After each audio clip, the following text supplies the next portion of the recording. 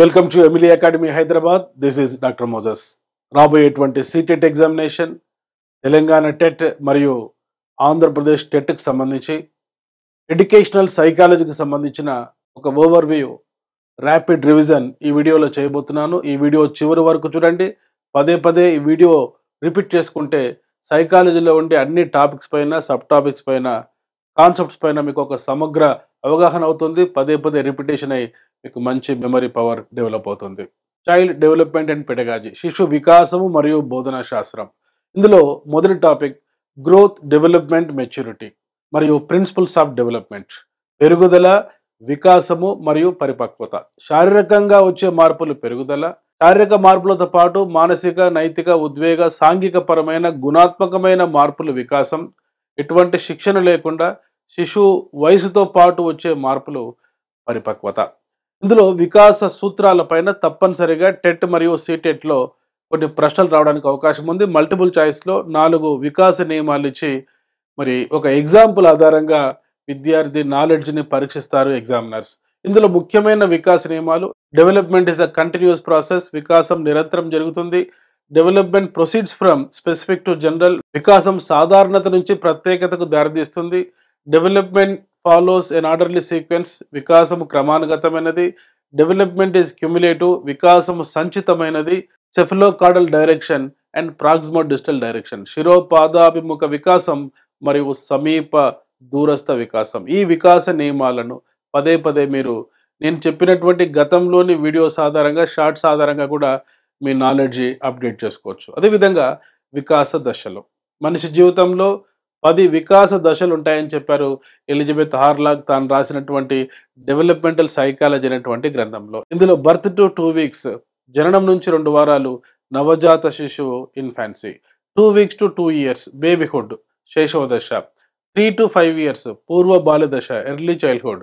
6 to 10 years late childhood ఉత్తర బాల్య దశ. 11 to 13 యవనారంభ దశ ప్యూబర్టీ. 13 to 17 ఎర్లీ అడోలసెన్స్ పూర్వ కౌమార దశ.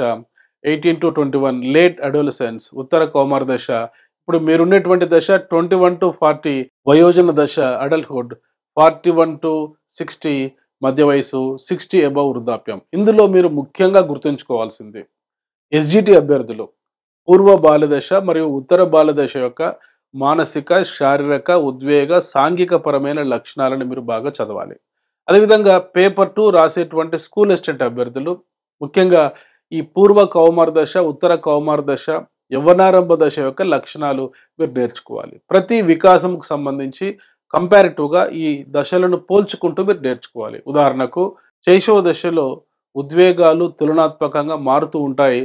ఉద్వేగాలు సాధారణీకరించుకోబడతాయి. పూర్వ బాల్య దశలో ఎర్లీ చైల్డ్హుడ్లో ఉద్వేగాలు ధారాపాతంగా వస్తాయి. Emotions are spontaneous.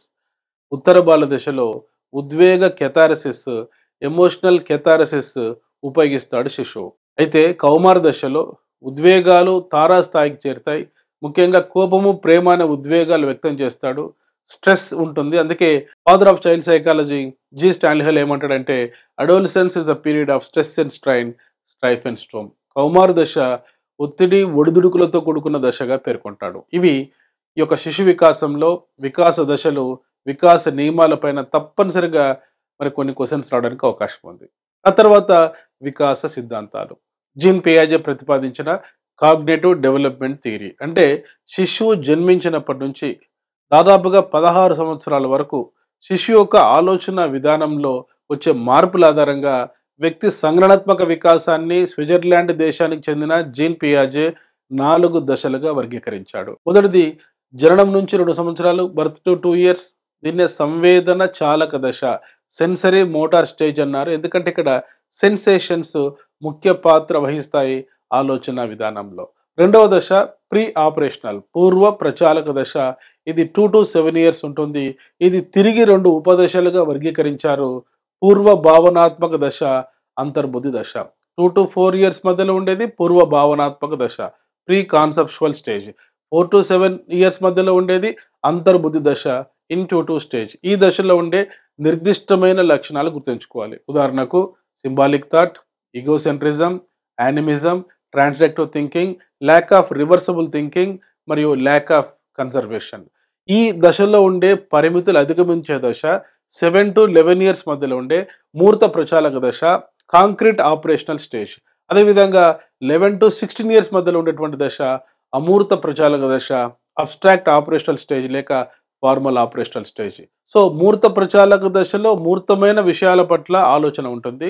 అమూర్త ప్రచాలక దశలో కంటికి కనిపించని భావనలు, అత్యున్నత సంజ్ఞానాత్మక సామర్థ్యాలు ఉపయోగించేటువంటి problem solving ability, hypothetical deductive reasoning, ప్రకల్పన నిగమాత్మక వివేచనం లాంటి శక్తులు అభివృద్ధి చెందుతాయి సంజ్ఞానాత్మక వికాసంలోని చివరి దశలో. ఆ తర్వాత కోల్బర్గ్ ప్రతిపాదించిన నైతిక వికాస సిద్ధాంతం.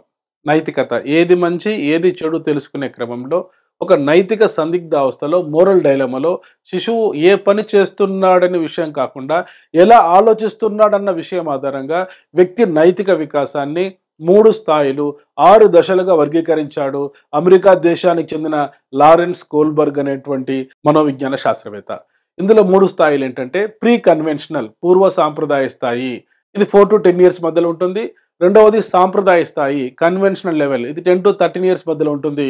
మూడవ స్థాయి 14 to కౌమార దశ వరకు ఉంటుంది. ఇది ఉత్తర సాంప్రదాయ స్థాయి పోస్ట్ కన్వెన్షనల్ లెవెల్. ఇందులో ఒక కీలకమైన పదం కన్వెన్షన్స్. సమాజంలో ఉండే రూల్స్ అండ్ రెగ్యులేషన్స్, సమాజంలో ఉండే ఆచారాలు సాంప్రదాయాలు. ఈ కన్వెన్షన్స్ తెలుసుకోలేని స్థాయి పూర్వ సాంప్రదాయ స్థాయి. అక్కడ దండన వల్ల లేక అవసరాలు తీర్చుకోవడం కోసం నైతిక నియమాలు పాటిస్తాడు శిశువు. అందుకే ఇందులో స్టేజ్ 1 దండనకు భయపడి నైతిక విలువలు పాటించే దశ, స్టేజ్ 2 అవసరాలు తీర్చుకోవడం కోసం నైతిక విలువలు పాటించే దశ. ఇక రెండవ స్థాయి కన్వెన్షనల్ లెవెల్ సాంప్రదాయ స్థాయి. ఇందులో సాంప్రదాయాలు పాటిస్తాడు కాబట్టి, సమాజంలో ఉండే రూల్స్ అండ్ రెగ్యులేషన్స్ పాటిస్తాడు కాబట్టి ఇది సాంప్రదాయ స్థాయి అన్నాడు. ఇందులో 2 దశలు ఉంటాయి. మూడో దశలో మంచి బాలుడు మంచి బాలిక అనిపించుకోవాలని రూల్స్ అండ్ రెగ్యులేషన్స్ పిల్లలు పాటిస్తారు. 4వ దశలో అందరూ పాటిస్తున్నారు కాబట్టి తాను కూడా పాటించాలి విలువలని, అధికారానికి విధేయత చూపిస్తాడు. సోషల్ ఒబీడియన్స్ అనేది ఉంటుంది 4వ దశలో. ఇక వ్యక్తి నైతిక వికాసంలో ఉన్నత స్థాయి ఉత్తర సాంప్రదాయ స్థాయి పోస్ట్ కన్వెన్షనల్ లెవెల్. అంటే ఇక్కడ సమాజంలో ఉండే రూల్స్ అండ్ రెగ్యులేషన్సే కాకుండా విశ్వవ్యాప్తంగా అనేక దేశాలు, ప్రపంచ దేశాలు పాటిస్తున్న విశ్వవ్యాప్త నైతిక విలువలు పాటిస్తాడు. స్టేజ్ 5 ఎలా ఉంటుందంటే, స్టేజ్ 4లో రూల్స్ అండ్ రెగ్యులేషన్స్ ఏమాత్రం ఆలోచించకుండా అధికారులకు విధేయత చూపించి పాటించేటువంటి ఆ రూల్స్ అండ్ రెగ్యులేషన్స్ 5వ దశలో అవసరమైతే సమాజ క్షేమం కోరి ఆ రూల్స్ను బ్రేక్ చేసేటువంటి హేతుబద్ధంగా ఆలోచించే సామాజిక ఒడంబడిక దశగా ఉంటుంది. 6వ దశలో ఈనాడు మత గ్రంథాలు ప్రబోధించేటువంటి ప్రేమ, సమానత్వం, విశ్వమానవ సౌభ్రాతృత్వం లాంటి గొప్ప విశ్వవ్యాప్త నైతిక విలువలు పాటించే దశ 6వ దశ. ఈ విధంగా నైతిక వికాసంలో 3 లెవెల్స్ 6 స్టేజెస్ ఉంటాయి. ఆ తర్వాత సిగ్మండ్ ఫ్రాయిడ్ మనోవిశ్లేషణవాద పితామహుడు. మనోవిశ్లేషణవాదం మూర్తిమత్వాన్ని 3 రకాలుగా వర్గీకరిస్తుంది. మొదటిది మూర్తిమత్వ నిర్మాణం స్ట్రక్చర్ ఆఫ్ పర్సనాలిటీ, రెండవది మూర్తిమత్వ గతిశీలత డైనమిక్స్ ఆఫ్ పర్సనాలిటీ, మూడవది మనోలైంగిక వికాస దశలు సైకోసెక్సువల్ డెవలప్మెంటల్ స్టేజెస్. మొదటిది మూర్తిమత్వ నిర్మాణం. ఇందులో మనిషి యొక్క ఆలోచన విధానంలో 3 శక్తులు ఉంటాయంటాడు Sigmund Freud. Id, ego, superego. Id అనేది ఆనంద సూత్రాన్ని ఫాలో అవుతుంది. ఈగో అనేది వాస్తవిక సూత్రాన్ని ఫాలో అవుతుంది. సూపర్ ఈగో అనేది కుటుంబం ద్వారా, పాఠశాల ద్వారా, పరిసరాల ద్వారా, సమాజం ద్వారా నైతిక విలువలు పాటించాలని చెప్పేటువంటిది సూపర్ ఈగో. ఎప్పుడు ఇడ్, ఈగో మధ్యలో ఒక కాన్ఫ్లిక్ట్ ఉంటుంది.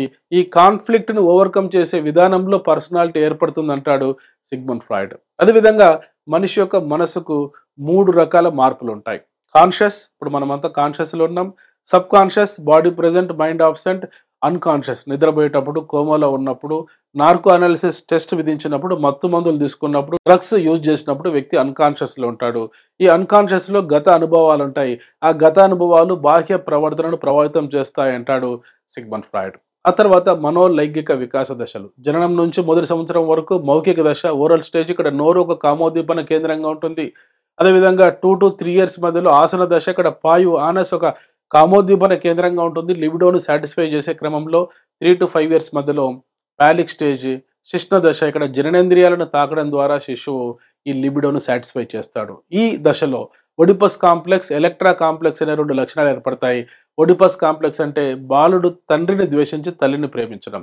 ఎలక్ట్రా కాంప్లెక్స్ అంటే బాలిక తల్లిని ద్వేషించి తండ్రి ప్రేమానురాగాలు కోరుకోవడం. ఆ తర్వాత లిబిడో అనేటువంటిది ఈ గుప్త దశలో ఆటలు ఆడుకోవడం ద్వారా పిల్లలు స్వలింగియులతో ఇంటరాక్ట్ కావడం వల్ల కొద్ది వరకు రెప్రెస్ కాబడి ఉంటుంది. అందుకే దీన్ని లేటెన్సీ పీరియడ్ గుప్త దశ అన్నారు. ఆ తర్వాత ఈ యొక్క హార్మోన్ల ప్రభావం వల్ల తిరిగి 11 సంవత్సరాల తర్వాత జననాంగాల దశలో జెనిటల్ స్టేజ్లో ఈ లిబిడో మళ్ళీ తిరిగి రివేకెన్ కావడం జరుగుతుంది. ఈ విధంగా హెట్రోసెక్సువల్ ఫీలింగ్స్ విభిన్న లింగుల పట్ల ఆకర్షణ ఉంటుంది. ఈ విధంగా లైంగిక వికాసంలో 5 దశలు ఉంటాయంటాడు. ఇక్కడ ఇడ్లోని లిబిడో సాటిస్ఫై చేయడం చేయకపోవడం వల్ల పర్సనాలిటీలోని ట్రైట్స్ లక్షణాలు ఏర్పడతాయంటాడు సిగ్మండ్ ఫ్రాయిడ్. అయితే ఈ సిగ్మండ్ ఫ్రాయిడ్ శిష్యుడు ఎరిక్ ఎరిక్సన్ ఈ విషయాన్ని విభేదించి ఇడ్డుకు ప్రాధాన్యత ఇవ్వకుండా ఇగోకు ప్రాధాన్యత ఇస్తూ మూర్తిమత్వ వికాసం కేవలం బాల్యంలోనే కాకుండా నిరంతరం జీవితంలోని 8 దశల్లో 8 సందర్భాలలో ఇగో సాటిస్ఫై కావడం కాకపోవడం వల్ల ఏర్పడుతుందంటాడు ఎరిక్ ఎరిక్సన్. మానవ సాంఘిక వికాసంలో 8 దశలు పేర్కొన్నాడు. ప్రతి దశలో ఒక క్లిష్ట పరిస్థితి, ఒక కాన్ఫ్లిక్ట్ ఎదుర్కొంటాడు. ఈ కాన్ఫ్లిక్ట్లో ఈగో సాటిస్ఫై కావడం కాకపోవడం వల్ల వివిధ పర్సనాలిటీ ట్రైట్స్ ఏర్పడతాయంటాడు ఎరిక్ ఎరిక్సన్. ఆ తర్వాత మనం నేర్చుకోవాల్సిన ఒక ముఖ్యమైన వికాస సిద్ధాంతం నోమ్ చామ్స్కీ ప్రతిపాదించినటువంటి యూనివర్సల్ గ్రామర్ థియరీ. ఈయన ప్రవర్తనవాద సిద్ధాంతాలను విమర్శిస్తూ ఈ భాష అనేది బాహ్య కారకాల వల్ల కాదు, లాంగ్వేజ్ అక్విజిషన్ డివైస్, భాష ఆర్జిత సామర్థ్యం అనేది వ్యక్తి మెదడులో ఉంటుంది. అందుకే జంతువులతో పోల్చుకుంటే మానవ శిశువు ఎటువంటి శిక్షణ లేకుండా, ఎటువంటి పాఠశాల తరగతి గది వాతావరణంతో సంబంధం లేకుండా మాతృభాషలో వినడం మాట్లాడడం నేర్చుకుంటాడు. లిజనింగ్ స్పీకింగ్ అనేది నేర్చుకుంటాడు. So language is innate, it is not acquired. భాష అనేది స్వాభావికంగా సహజంగా తక్కువ సమయంలో నేర్చుకుంటాడు మాతృభాషలో అని ఒక సిద్ధాంతాన్ని ప్రతిపాదించాడు నోమ్ చామ్స్కీ. తర్వాత self development theory Carl Rogers ప్రతిపాదిస్తాడు. ఆత్మ సాక్షాత్కారం సాధించడం అనేది వ్యక్తి జీవితంలో అంతిమ ఆశయం. అయితే ఆత్మ సాక్షాత్కారం సాధించడంలో వ్యక్తి తనను తాను అవగాహన చేసుకోవాలి. వాస్తవిక ఆత్మభావన, ఆదర్శ ఆత్మభావన, idealistic self concept and realistic self concept. వ్యక్తి తాను ఏమై ఉన్నాడో యథాతథంగా తెలుసుకుంటే వాస్తవిక ఆత్మభావన. వ్యక్తి యొక్క యాస్పిరేషన్, వ్యక్తి యొక్క ఊహ వాస్తవిక ఆత్మభావన. ఉదాహరణకు విద్యార్థి ఐటీఐ సాధించే సామర్థ్యం ఉంది, ఇది వాస్తవిక ఆత్మభావన. లేదు బాహ్య కారకాల వల్ల నేను ఐఐటి సాధిస్తాననుకుంటే అది ఆదర్శ ఆత్మభావన. ఈ రెండింటి మధ్యలో కాన్ఫ్లిక్ట్ ఏర్పడినప్పుడు వ్యక్తి ఆత్మ సాక్షాత్కారం సాధించలేడు. వ్యక్తి యొక్క ఆకాంక్షలు, వ్యక్తి యొక్క సామర్థ్యం ఒకటే ఉన్నప్పుడు, వాస్తవికంగా వ్యక్తి తనను తాను అవగాహన చేసుకుంటున్నప్పుడు సెల్ఫ్ రియలైజేషన్ సాధ్యమవుతుంది అంటాడు కార్ల్ రోజర్స్. కార్ల్ రోజర్స్ ఒక మానవతావాది. మీకు తెలుసు మానవతావాద పితామహుడు అబ్రహాం మాస్లో. అబ్రహాం మాస్లో ప్రకారం వ్యక్తి అవసరాలు 5 రకాలు. మొదటిది శారీరక అవసరాలు, రెండవది రక్షణ అవసరాలు, మూడవది ప్రేమ సంబంధిత అవసరాలు, నాలుగవది గుర్తింపు గౌరవ అవసరాలు, ఐదవది ఆత్మ ప్రస్తావన అవసరాలు. ఈ ఆత్మ ప్రస్తావన అనేటువంటి పదాన్ని, సెల్ఫ్ యాక్చువలైజేషన్ అనే పదాన్ని కర్ట్ గోల్డ్ స్టెయిన్ అనేటువంటి మనోవిజ్ఞాన శాస్త్రవేత్త రాసిన గ్రంథాల ఆధారంగా అబ్రహాం మాస్లో ఈ యొక్క సిద్ధాంతంలో ఉపయోగించాడు. అదేవిధంగా రాబర్ట్ హవింగ్హర్స్ట్ పేర్కొన్న వికాస కృత్యాలు, డెవలప్మెంటల్ టాస్క్ కూడా మీరు నేర్చుకోవాలి. ఇటువంటి కాన్సెప్ట్స్ మీకు అర్థం కాకపోతే వెంటనే డాక్టర్ మోజస్ ఎమిలీ అకాడమీ అనే మా యూట్యూబ్ ఛానల్ మీరు సబ్స్క్రైబ్ చేసుకోండి. ఇందులో నేను అప్లోడ్ చేసిన సైకాలజీకి సంబంధించిన వీడియోస్, షార్ట్స్ చూస్తే ఈ తక్కువ టైంలో టెట్లో, సీటెట్లో మీరు సైకాలజీలో 30కి కనీసం 25 మార్క్స్ తెచ్చుకోగలుగుతారు. ఆ తర్వాత మనం నేర్చుకోవాల్సిన అంశం సైకాలజీలో వైయక్తిక భేదాలు, ఇండివిజువల్ డిఫరెన్సెస్. చూడండి 5 వేళ్ళు సమానం కాదు. అదేవిధంగా తరగతి గదిలో ఉండే 5 మంది విద్యార్థులు శారీరకంగా, మానసికంగా, ఉద్వేగపరంగా, సాంఘిక పరంగా, శారీరక పరంగా ఏ లక్షణం తీసుకున్నా కూడా మనిషికి మధ్యలో తేడాలు ఉంటాయి. జంతువులలో అన్ని తేడాలు ఉండవు, కానీ మనిషికి అనువంశికత కారకాల వల్ల, పరిసర కారకాల వల్ల వ్యక్తికి మధ్యలో కొన్ని వ్యత్యాసాలు ఉంటాయి. దీన్నే వైయక్తిక భేదాలు, ఇండివిజువల్ డిఫరెన్సెస్ అంటాం. దీన్ని అధ్యయనం చేసేటువంటి మనోవిజ్ఞాన శాస్త్ర శాఖ differential psychology. Father of differential psychology sir Francis Galton. ఆయన రాసినటువంటి ప్రఖ్యాత గ్రంథం అన్ enquiry into human faculty and its development. So ఈ యొక్క వైయక్తిక భేదాలు ప్రధానంగా 2 రకాలు. వ్యక్త్యంతర్గత భేదాలు, ఇంట్రా ఇండివిజువల్ డిఫరెన్సెస్. వ్యక్త్యంతర భేదాలు, ఇంటర్ ఇండివిజువల్ డిఫరెన్సెస్. వ్యక్త్యంతర్గత భేదాలు ఒక వ్యక్తిలో ఉండే 2 లక్షణాల మధ్య, 2 సామర్థ్యాల మధ్య ఉండేటువంటి డిఫరెన్సెస్. రాజు బాగా రాస్తాడు కానీ బాగా చదవలేడు. వ్యక్తంతర భేదాలు, ఇంటర్ ఇండివిజువల్ డిఫరెన్సెస్ అంటే వ్యక్తులలో, విద్యార్థులలో, శిశువులలో కనిపించేటువంటి తేడాలు. ఉదాహరణకు విద్యార్థుల మార్కులు తీసుకుంటే, విద్యార్థుల ప్రవర్తన మార్పులు తీసుకుంటే అవి వైఖరులు కావచ్చు, అభిరుచులు కావచ్చు, సహజ సామర్థ్యం కావచ్చు, ప్రజ్ఞ కావచ్చు, మూర్తిమత్వం కావచ్చు, ఏదైనా ఒక లక్షణం విషయంలో విద్యార్థుల మధ్య కనపడేటువంటి వ్యత్యాసాలే ఇంటర్ ఇండివిజువల్ డిఫరెన్సెస్. ఇవి అధ్యయనం చేయాలి. ఎందుకంటే మనం ఎడ్యుకేషనల్ గైడెన్స్ ఇవ్వడం కోసం, వొకేషనల్ గైడెన్స్ ఇవ్వడం కోసం. ఈ వైయక్తిక భేదాలు కనిపించే అంశాలలో చాలా ముఖ్యమైనది ఇంటెలిజెన్స్, ప్రజ్ఞ. డేవిడ్ వెస్లర్ ఏమంటాడంటే ప్రయోజనాత్మకంగా పనిచేయడానికి, హేతుబద్ధంగా ఆలోచించడానికి, పరిసరాలతో సవ్యంగా సర్దుబాటు చేసుకోవడానికి కావలసిన సామాన్య మానసిక శక్తియే ప్రజ్ఞ. కనుక ప్రజ్ఞ అనేది ఒక సర్దుబాటు శక్తి, ప్రజ్ఞ అనేది ఒక అభ్యసన శక్తి, ప్రజ్ఞ అనేటువంటిది రేషనల్ థింకింగ్, హేతుబద్ధ ఆలోచన. ఈ హేతుబద్ధ ఆలోచన రీజనింగ్ తో ముడిపడి ఉంటుంది. అందుకే చాలా పోటీ పరీక్షల్లో రీజనింగ్ కు సంబంధించిన ప్రశ్నలు ఎందుకు ఇస్తారంటే వ్యక్తుల ప్రజ్ఞ తెలుసుకోవడం కోసం. సో ఈ ప్రజ్ఞ అంటే ఏమిటి? ప్రజ్ఞకు సంబంధించిన వర్గీకరణ తారాండైక్ ప్రజ్ఞను 3 రకాలుగా వర్గీకరిస్తాడు. మూర్త ప్రజ్ఞ, అమూర్త ప్రజ్ఞ, సాంఘిక ప్రజ్ఞ. Concrete intelligence, abstract intelligence and social intelligence. Howard Gardner తాను రాసినటువంటి frames of mind the multiple intelligence theory అనే గ్రంథంలో ఐక్యూను విమర్శిస్తూ వ్యక్తి ప్రజ్ఞను 8 రకాలుగా వర్గీకరించారు. అవి లింగ్విస్టిక్ ఇంటెలిజెన్స్, భాషాపరమైన ప్రజ్ఞ, మ్యాథమెటికల్ అండ్ లాజికల్ ఇంటెలిజెన్స్, గణిత తార్కిక ప్రజ్ఞ, విజువల్ అండ్ స్పేషల్ ఇంటెలిజెన్స్, దృశ్య స్థలభావ ప్రజ్ఞ, మ్యూజికల్ ఇంటెలిజెన్స్, సంగీత ప్రజ్ఞ, బాడీలీ కెనెస్థెటిక్ ఇంటెలిజెన్స్, శారీరక స్పర్శాగతి ప్రజ్ఞ, ఇంట్రా పర్సనల్ ఇంటెలిజెన్స్, వ్యక్తంతర్గత ప్రజ్ఞ, ఇంటర్ పర్సనల్ ఇంటెలిజెన్స్, వ్యక్తంతర ప్రజ్ఞ, న్యాచురలిస్టిక్ ఇంటెలిజెన్స్, ప్రకృతిపరమైన ప్రజ్ఞ. ఆ తర్వాత డానియల్ గోల్మెన్ అనేటువంటి వ్యక్తి emotional intelligence why it can matter more than IQ అనేటువంటి గ్రంథంలో వ్యక్తి సాధించే విజయంలో ఉద్వేగ ప్రజ్ఞ 80% ఉపయోగపడితే సాధారణ ప్రజ్ఞ 20% మాత్రమే ఉపయోగపడుతుంది అంటారు. అదేవిధంగా ఈ ఉద్వేగ ప్రజ్ఞ అనే పదాన్ని మొట్టమొదట ఉపయోగించినది వెయిన్ లియోన్ పెయిన్. 1990లో ఉద్వేగ ప్రజ్ఞలో జాన్ మేయర్, పీటర్ సలోవే ఒక వ్యాసం రాయడం జరిగింది. 1995లో ఉద్వేగ ప్రజ్ఞ పైన emotional intelligence why it can matter more than IQ అనే గ్రంథంలో డానియల్ గోల్మెన్ ఉద్వేగ ప్రజ్ఞ ప్రాధాన్యత వివరిస్తూ ఉద్వేగ ప్రజ్ఞ అనే పదాన్ని ప్రాచుర్యంలోకి తీసుకొని రావడం జరిగింది. అయితే ఈ ప్రజ్ఞకు సంబంధించి చాలా సిద్ధాంతాలు ఉన్నాయి. బీనెస్ టెర్మన్ పేర్కొన్నటువంటి ఏకకారక సిద్ధాంతం యూనిఫ్యాక్టర్ థియరీ, దీన్ని ఎబ్బింగ్హాస్ సమర్థించాడు. స్పియర్మెన్ పేర్కొన్నటువంటి ద్వికారక సిద్ధాంతం 2 ఫ్యాక్టర్ థియరీ, బహుకారక సిద్ధాంతం మల్టీఫ్యాక్టర్ థియరీ తారండైక్ పేర్కొన్నాడు. Louis L Thurstone primary mental abilities అనేటువంటి గ్రంథంలో వ్యక్తి ప్రజ్ఞలో చాలా కారకాలు ఉంటాయని గ్రూప్ ఫ్యాక్టర్ థియరీ, సామూహిక కారక సిద్ధాంతాన్ని పేర్కొన్నాడు. The nature of human intelligence అనే గ్రంథంలో జేపీ గిల్ఫర్డ్ వ్యక్తి ప్రజ్ఞలో 3 డైమెన్షన్స్ ఉంటాయి. అవి విషయాలు కంటెంట్స్, ప్రచాలకాలు ఆపరేషన్స్, ఉత్పన్నాలు ప్రోడక్ట్స్. ఈ 3 విశేషకాలు అనేక కారకాలు ఉంటాయి. ఈ కారకాల సమన్వయ ఫలితమే ప్రజ్ఞ అంటాడు జేపీ గిల్ఫర్డ్. ఉదాహరణకు విషయాలు 5. ఇందులో figural, symbolic, semantic, sounds and behaviour. అయితే ఆపరేషన్స్లో cognition, convergent thinking, divergent thinking, memory, evaluation అనేటువంటి కారకాలు ఉంటాయి. ప్రోడక్ట్స్లో యూనిట్లు, వర్గాలు, సంబంధాలు, విధానాలు, రూపాంతరాలు, అంతర్భావాలు అనేటువంటి కారకాలు ఉంటాయి. ఇవి ప్రధానంగా ప్రజ్ఞా సిద్ధాంతాలు. అయితే ప్రజ్ఞా మాపనం అనేది యూరోప్ ఖండంలోని ఫ్రాన్స్ దేశంలో ప్రారంభమైంది. ప్రజ్ఞా మాపన పితామహుడు ఆల్ఫ్రెడ్ బీనే 1905వ సంవత్సరంలో తన సహచరుడు థియోడర్ సైమన్తో కలిసి మొట్టమొదటి ప్రజ్ఞా పరీక్ష ఫ్రెంచ్ భాషలో రూపొందించాడు. దీని పేరు బీనే సైమన్ పరీక్ష. ఈ పరీక్ష ఆధారంగా ఆ తర్వాత కాలంలో స్టాన్ఫర్డ్ బీనే ప్రజ్ఞా మాపని టర్మన్ రూపొందించాడు. ఈ పరీక్ష ఆధారంగా ఓటిస్ గామా పరీక్ష, కల్మెన్ ఆండర్సన్ పరీక్ష రూపొందించారు. మొదటి ప్రపంచ యుద్ధ సమయంలో army alpha test, army beta test రూపొందించడం జరిగింది. అదేవిధంగా Alexander pass along test, Kohs block design test, Bhatia ప్రజ్ఞా మాపని, రావెన్స్ ప్రోగ్రెసివ్ మాత్రికల పరీక్ష, ఇవి కొన్ని ముఖ్యమైన ప్రజ్ఞా పరీక్షలు. ఈ ప్రజ్ఞా పరీక్షల ఆధారంగా మానసిక వయసు తెలుసుకొని ఆ మానసిక వయసును శారీరక వయసుతో భాగించి వచ్చిన డేటాను 100 చేత మల్టిప్లై చేస్తే వచ్చేటువంటి లబ్ధే ప్రజ్ఞా లబ్ధి అని పేర్కొన్నాడు ఈ యొక్క జర్మనీ దేశానికి చెందిన విలియం స్టెర్న్. సో ఇక్కడ గమనించండి, మానసిక వయసు మెంటల్ ఏజ్ అనే భావన ప్రతిపాదించినది ఆల్ఫ్రెడ్ బీనే. మానసిక వయసును శారీరక వయసుతో భాగించి వచ్చేటువంటి డేటాను 100 చేత హెచ్చిస్తే వచ్చేటువంటి కోషంట్నే ఇంటెలిజెంట్ కోషంట్ అని. Intelligent quotient is equal to mental age divided by chronological age into 100 అనే ఒక సూత్రాన్ని చెప్పింది జర్మనీ దేశానికి చెందిన విలియం స్టెర్న్.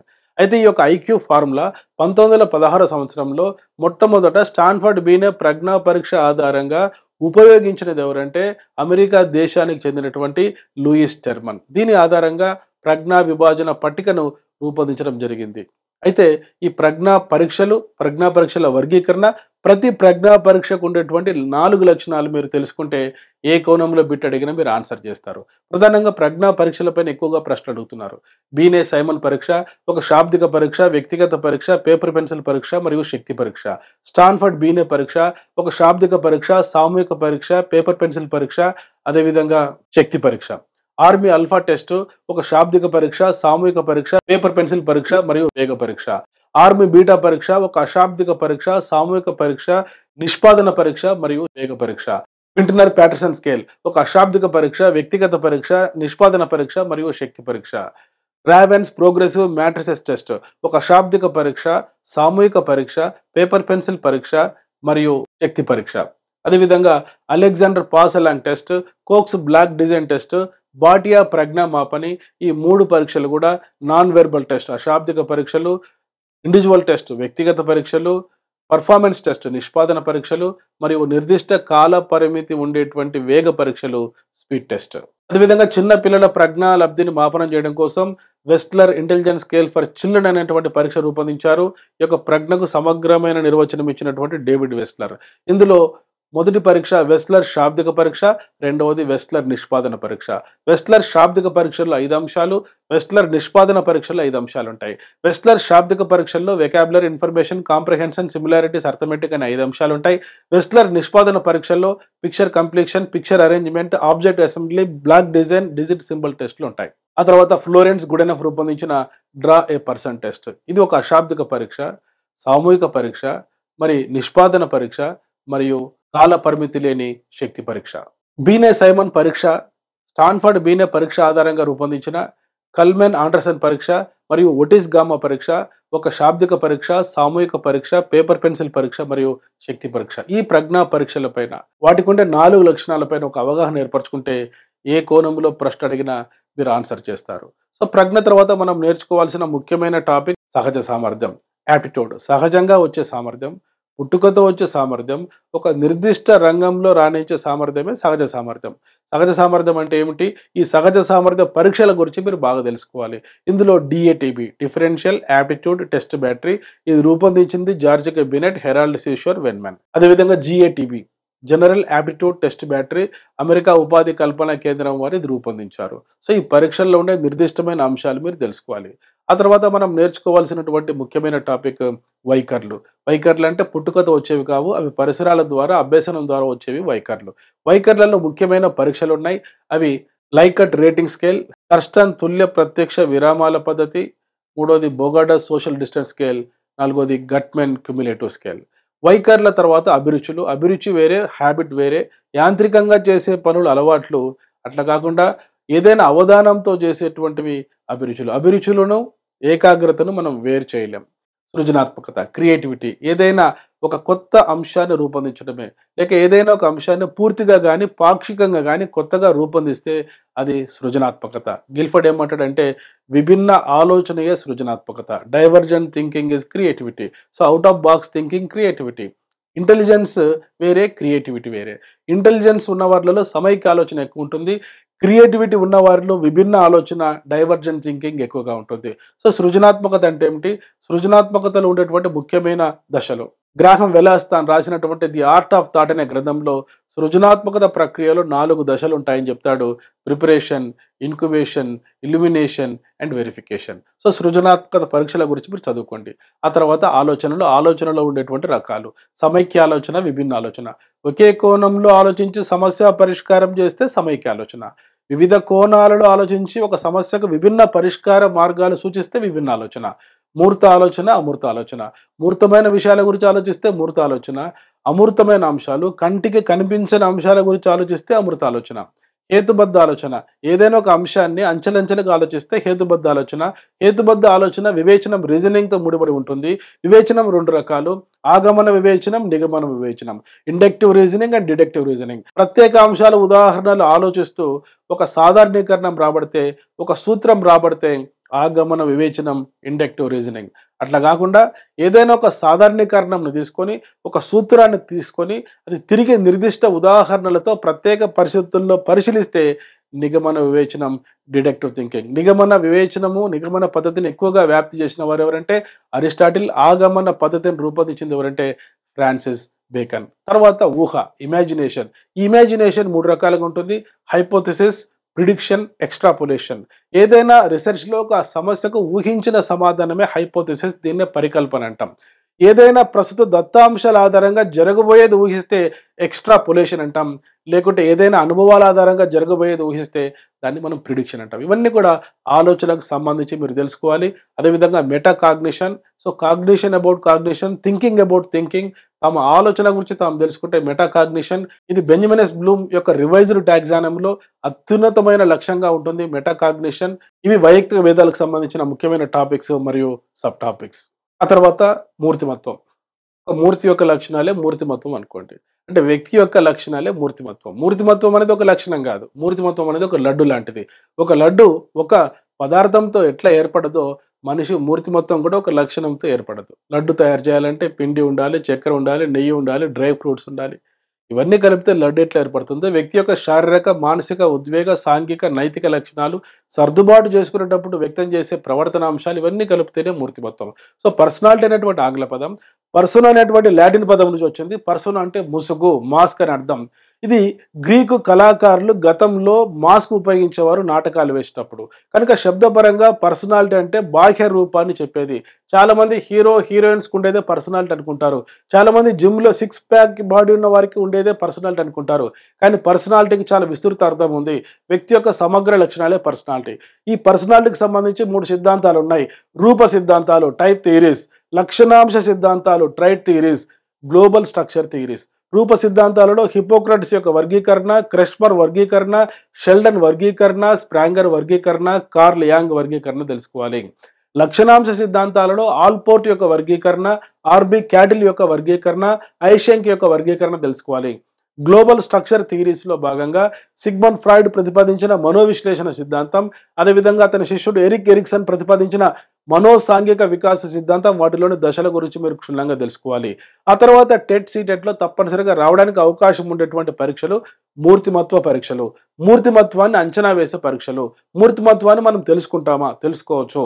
పామిస్ట్రీ ద్వారా కాదు, ఆస్ట్రాలజీ ద్వారా కాదు, న్యూమరాలజీ ద్వారా కాదు. మూర్తిమత్వాన్ని తెలుసుకోవడానికి 2 శాస్త్రీయ పద్ధతులు ఉన్నాయి. Projective techniques, non projective techniques. Projective techniques అంటే ప్రక్షేపక పరీక్షలు.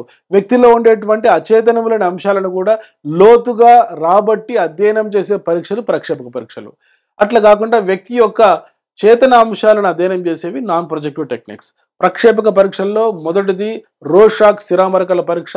ఇందులో 10 కార్డులు ఉంటాయి. దీన్ని రూపొందించింది హెర్మన్ రోషాక్. ఇందులో 5 నలుపు తెలుపు రంగులో ఉంటాయి, 2 నలుపు ఎరుపు రంగులో ఉంటాయి, 3 డిఫరెంట్ మల్టీ కలర్స్ లో ఉంటాయి, పంచవర్ణాలలో ఉండేటువంటివి ఉంటాయి. రోషాక్ శిరామరకల పరీక్షల్లోని అంశాలను విశ్లేషణ చేయడంలో మొదటిది స్థానం location. W stands for whole blot, capital D stands for large details, small d stands for small details, S for space responses. అదేవిధంగా ఇందులో కంటెంట్ ను మనం అనాలిసిస్ చేసేటప్పుడు A for annual form, AD for animal details, H for human form, HD for human details. అదేవిధంగా natural factors, O for inanimate objects. అదేవిధంగా determinants లో M for movements, F for form, C for colour, K for shading. తర్వాత మౌలికాలు, originalities. ఈ శిరామరకలు అందరూ చూసినట్లే మనం చూస్తే అవి popular responses. అట్లా కాకుండా ఒక శిరామరకను ఒక వ్యక్తి ప్రత్యేకంగా గమనిస్తే దాన్ని మనం ఏమంటామంటే ఒరిజినల్ రెస్పాన్సెస్ అంటాం. వారికి ప్రత్యేకమైన మూర్తిమత్వం ఉంటుంది. అదేవిధంగా నాన్ ప్రొజెక్టివ్ టెక్నిక్ లో పరిపృచ్ఛ, ఇంటర్వ్యూ. ఇంటర్వ్యూ 2 రకాలు: సంరచిత పరిపృచ్ఛ, అసంరచిత పరిపృచ్ఛ. Structured interview, unstructured interview. అదేవిధంగా స్వీయ జీవిత చరిత్రలు మరియు ప్రశ్నావళి. Rating scales, personality inventories. Personality inventories లో Bell's adjustment inventory, MMPI. MMPI అంటే మిన్నోసోటా మల్టీపాసిక్ పర్సనాలిటీ ఇన్వెంటరీ. ఇది రూపొందించింది మెకిన్లీ అండ్ హతావే. ఇందులో 550 స్టేట్మెంట్స్ ఉంటాయి. వీటి ద్వారా వ్యక్తిలో ఉండే స్కిజోఫ్రినియా, హైపోమానియా, పరోనోయా, సైకోస్థినియా, సైకోపాథిక్ హిస్టీరియా లాంటి అంశాలు తెలుసుకోవచ్చు.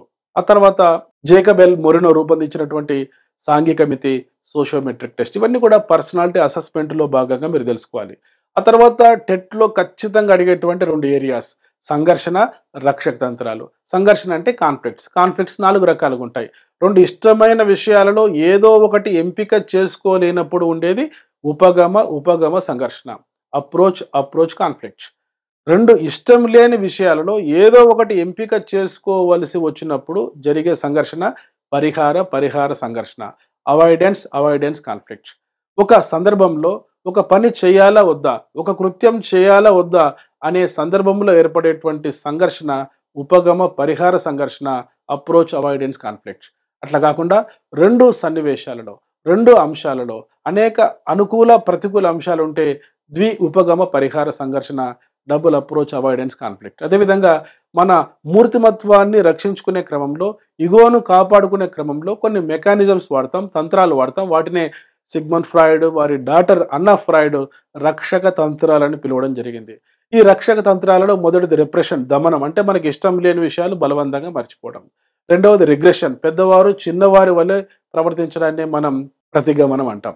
మూడవది రేషనలైజేషన్, ఏదైనా మనం చేసిన తప్పులకు అసలు కారణం కాకుండా వేరే కారణం చెప్పడం. దీన్ని అందని ద్రాక్ష పళ్ళు పుల్లన, సోర్ గ్రేప్ మెకానిజంతో పోల్చవచ్చు.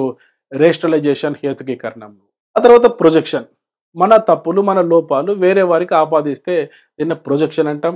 డిస్ప్లేస్మెంట్, మన కోపాన్ని అసలు లక్ష్యం మీద కాకుండా లక్ష్యం మార్చి ఉపయోగిస్తే displacement. Day dreaming, sub conscious లో చాలా మంది కౌమార దశలో ఉండే యువకులు తమ తీరని కోరికలను ఊహా ప్రపంచంలో తీర్చుకుంటారు. దాన్నే మనం స్వైరకల్పన, ఫ్యాంటసీ లేక డే డ్రీమింగ్ అంటాం. ఐడెంటిఫికేషన్, తాదాత్మ్యకరణం, తాము సాధించలేనివి వేరే వారు సాధిస్తే అవి తామే సాధించినట్లు భావిస్తూ ఆనందాన్ని పొందడం. అదేవిధంగా సబ్లిమేషన్, ఉదాత్తీకరణం, సమాజ ఆమోదయోగ్యం కాని వాటిని ఆమోదయోగ్యమైన రీతిలో ఉపయోగించుకోవడం. పరిహారం, కాంపన్సేషన్, ఒక రంగంలో రాణించలేని వ్యక్తి వేరొక రంగంలో రాణించడం. ఇవి ప్రధానంగా ఉండేటువంటి రక్షక తంత్రాలు. సో నా నెక్స్ట్ క్లాస్లో అభ్యసనం అనేటువంటి చాప్టర్లో ముఖ్యమైన టాపిక్స్ ఏమున్నాయి, ముఖ్యమైన సబ్ టాపిక్స్ ఏమున్నాయి, ముఖ్యమైన కాన్సెప్ట్స్ ఏమున్నాయో నేను ఒక ఓవర్వ్యూ మరియు ర్యాపిడ్ రివిజన్ చేస్తాను. ఆ తర్వాత పెడగాజీ, ఇన్క్లూజివ్ ఎడ్యుకేషన్ పైన కూడా కొన్ని క్లాసెస్ ఉంటాయి. కాబట్టి వెంటనే డాక్టర్ మోజస్ ఎమిలీ అకాడమీ అనే మా యూట్యూబ్ ఛానల్ని మీరు సబ్స్క్రైబ్ చేసుకోండి. నేను అప్లోడ్ చేసిన గతంలోని షార్ట్స్ వీడియోస్ చూస్తే మీకు మంచి కంటెంట్ నాలెడ్జ్ పెడగాజీకి సంబంధించి, సైకాలజీకి సంబంధించి, పర్స్పెక్టివ్స్ ఇన్ ఎడ్యుకేషన్కి సంబంధించి డెవలప్ అవుతుంది. అదేవిధంగా టెట్ సైకాలజీ తెలుగు మీడియం మరియు English medium complete package test series కావాలంటే ఎమిలీ అకాడమీ అనే మా మొబైల్ యాప్ ఇన్స్టాల్ చేసుకుని అందులో కోర్సెస్ యాక్సెస్ చేసుకొని టాపిక్ వైజ్గా క్లాసెస్ వింటూ సినాప్సెస్ రాసుకుంటూ టెస్ట్ సిరీస్ ప్రాక్టీస్ చేస్తే ఈ సైకాలజీలో మంచి నాలెడ్జ్ మీకు వస్తుంది. సో నేను అప్లోడ్ చేయబోయేటువంటి వీడియోస్ కోసం వెంటనే సబ్స్క్రైబ్ చేసుకోండి. డాక్టర్ మోజస్ ఎమిలీ అకాడమీ అనే మా యూట్యూబ్ ఛానల్. సో ఈ వీడియోను పదే రిపీట్ చేసుకుంటూ నోట్స్ రాసుకుంటే మీరు తప్పనిసరిగా టెట్ సీటెట్లో మంచి మార్కులు సాధిస్తారు. మీరు మంచి మార్కులు సాధించి జాబ్ సాధించాలని కోరుకుంటూ మీ doctor Moses Emily academy, Hyderabad.